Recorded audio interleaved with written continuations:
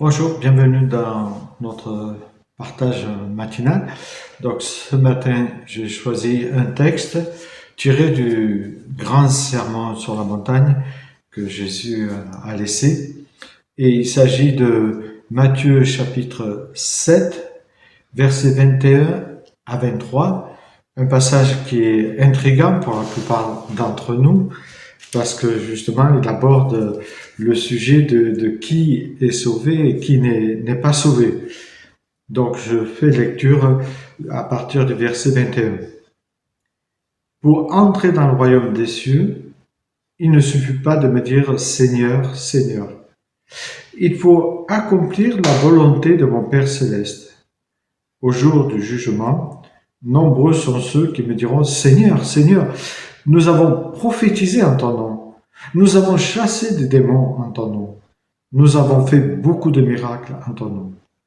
Je leur déclarerai alors, je ne vous ai jamais connu. Allez-vous-en, vous qui pratiquez le mal. Donc voilà, un passage qui nous laisse dans l'interrogation. Premièrement, parce que est-ce qu'il s'agit de gens qui font ou qui pratiquent des choses occultes? À mon sens, en lisant le texte, on voit bien que non, puisque le nom du Seigneur Jésus est annoncé pour guérir, pour prophétiser, pour chasser des démons et même faire des miracles. Donc il s'agirait de personnes qui justement connaissent le Seigneur, mais qui ramènent toutes choses à leur propre personne. En fait, il semblerait qu'ils n'ont aucune relation avec le Christ, puisqu'il dit « je ne vous connais pas ». Et c'est un terme très fort, puisque c'est un terme de rejet, un terme qui nous montre que les brebis doivent être très prudentes quand elles doivent écouter ou suivre quelqu'un, parce qu'elles peuvent être amenées sur un chemin ou sur une pente qui pourrait les perdre. Même si on sait que le Seigneur connaît ses brebis et aucune ne peut lui échapper de sa main.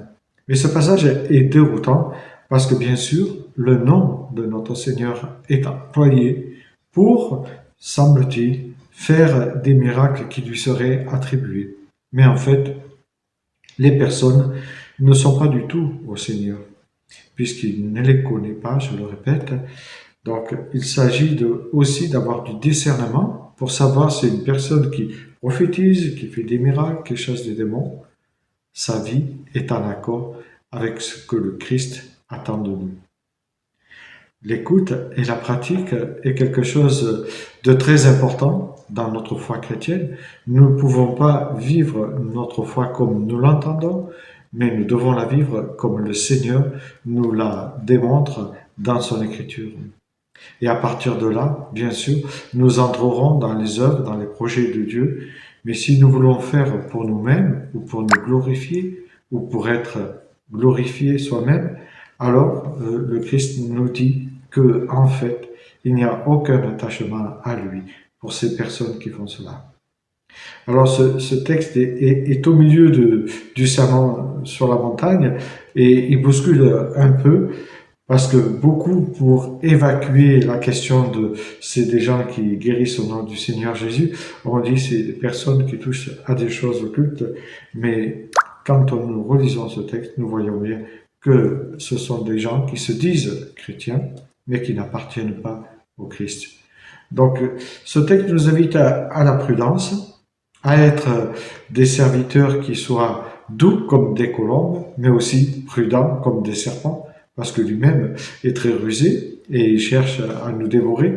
Et donc, ne soyons pas des chrétiens naïfs, mais des chrétiens qui ont du discernement. Et si nous n'en avons pas assez, alors demandons au Seigneur, examinons toutes choses, retenons ce qui est bon et rejetons ce qui est mauvais. Mais ce texte ne nous invite pas non plus aussi à être méfiants sur tout ce que nous voyons, entendons. Il nous invite tout simplement à la prudence. Et la prudence est bonne conseillère, nous dit le Seigneur. Que le Seigneur vous éclaire au sujet de ce passage. Bonne journée à chacune et chacun.